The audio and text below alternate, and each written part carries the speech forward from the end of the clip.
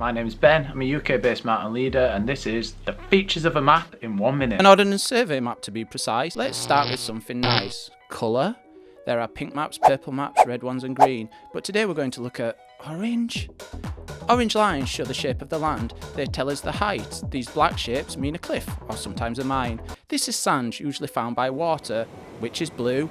An orange box is only found on land. It is a building. With a black line, a building of importance. These numbered lines counting up from left to right are easterns. These numbered lines counting up from bottom to top are northerns. We call this the grid system. Trees are green and so are trails. A green diamond means you can walk for miles. Danger, motorways, rivers and roads. Railway station, rail line, bus stop, bunkhouse, bridleway. Be mindful of boundaries. People and cows can act like twats. Battlefield, museum, castle or fort, car park, campsite, viewpoint and pub.